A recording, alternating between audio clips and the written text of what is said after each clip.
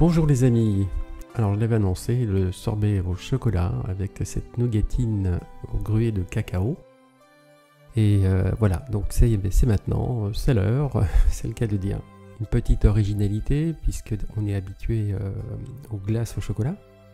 Sorbet cacao, c'est quand même bien connu évidemment, mais c'est quand même un petit peu moins courant et peut-être que les habitudes des gens ne vont pas trop dans les sorbets cacao, mais de toute façon, c'est intéressant.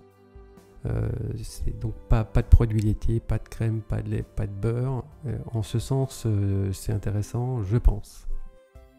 Voilà, et un côté craquant avec la nougatine qui est absolument superbe dans cette recette. Allez, c'est parti, on y va. Comme d'habitude, je remets la vidéo de la recette de nougatine aux éclats de cacao, je reviens juste après. Dans cette vidéo, je vous présente une nougatine aux éclats de fèves de cacao. Alors personnellement, je vais l'utiliser pour faire un sorbet cacao avec donc des éclats de nougatine dedans, donc coupés en petits morceaux. Mais vous pouvez l'utiliser bien évidemment dans d'autres circonstances, ce qui vous convient le mieux, en décor, en craquant, il n'y a pas de limite en fait à l'imagination. Allez, c'est parti, on y va. Alors commencez par mettre le lait dans la petite casserole, ensuite le glucose, que vous pouvez remplacer par du miel éventuellement. Ensuite le beurre, la pectine avec le sucre.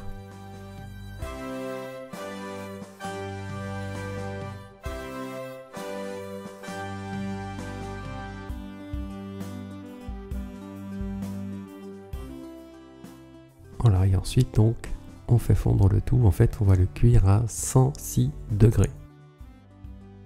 Mais avant cela, donc mettre le sucre avec la pectine, mélanger, et c'est parti pour la cuisson.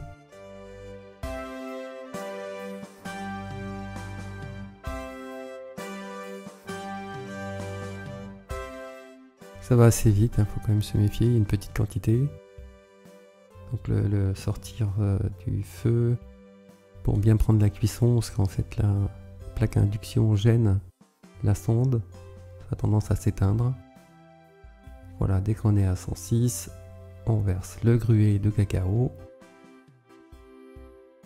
et on verse le tout ensuite sur une feuille de scie de pâte ou bien une feuille de papier sulfurisé. Mais le scie de pâte se promène moins.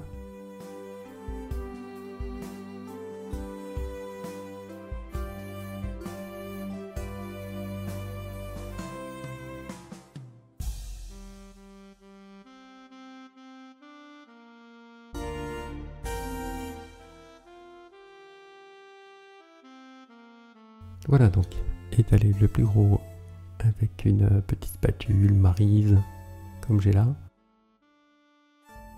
Et ensuite, une deuxième feuille de scie de pâte. Et on étale au rouleau, pour que ce soit le plus fin possible.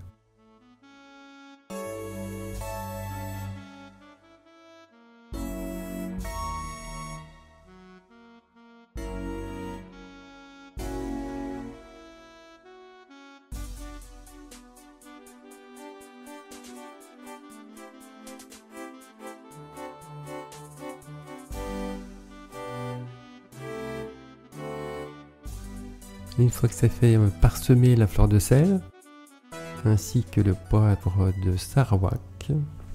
Alors Sarawak, c'est pas une obligation, c'est simplement un excellent poivre. Allez-y avec parcimonie, pas que ce soit non plus, ce sont des rehausseurs de goût, c'est pour pas saler en tant que tel ou poivrer en tant que tel.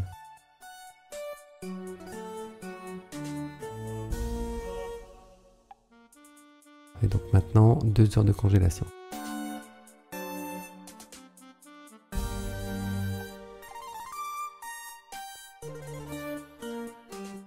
Voilà, donc après 2 heures, minimum 2 heures, c'est le moment de le passer au four. à 170 degrés pendant 14 minutes environ. 14-15 minutes. Voilà. C'est bouillant. Donc tout s'est rejoint, il y avait des trous, hein, donc il n'y en a plus. Voilà, une fois refroidi, la nougatine est prête. Alors si vous voulez la conserver, mettez-la dans une boîte hermétique, hein, puisque tout ce qui est sucre craint l'humidité. Voilà, je reprends la main ici.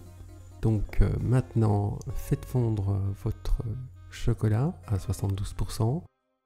J'ai pris la marque Weiss, mais vous pouvez prendre la marque que vous souhaitez. Pensez plutôt à prendre de la couverture de chocolat plutôt que du chocolat tout court.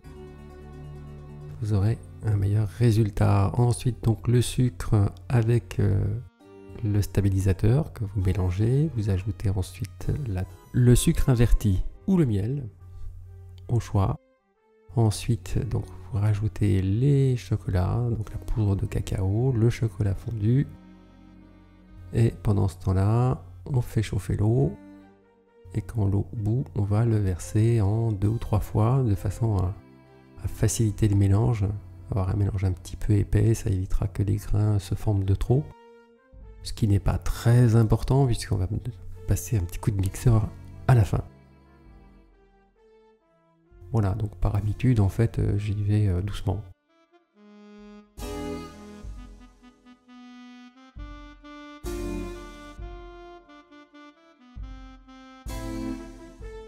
Les petits grains sont donc formés par la poudre de cacao. Voilà, donc là, pratiquement tout est fondu. Mais de façon à être totalement sûr, eh bien, on y met un petit coup de mixeur pour raffiner le mélange, bien évidemment.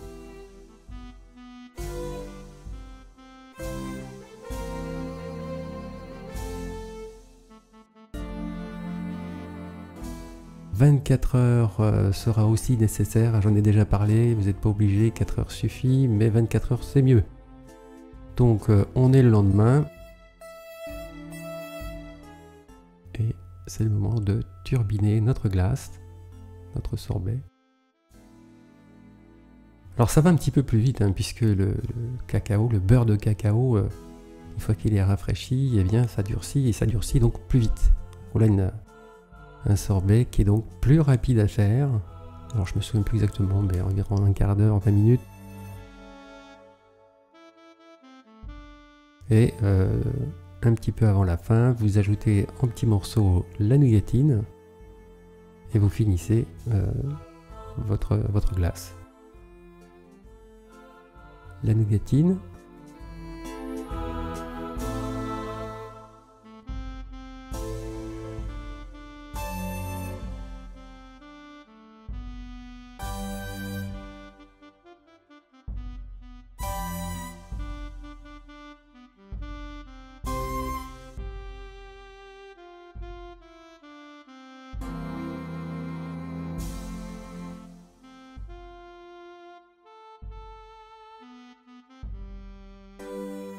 Que pour former les boules, un petit coup de congélation, mais pas autant, hein. D'habitude c'est 3 heures, là j'ai laissé 1 heure, de façon à pouvoir les former le mieux possible, puisque si vous laissez au-delà de ça, ça devient très très dur, beaucoup trop dur.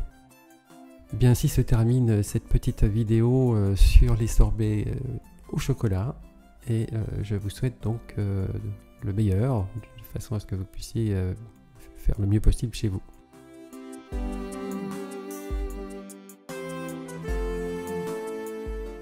A très bientôt pour une prochaine vidéo et salut à tous et bon courage.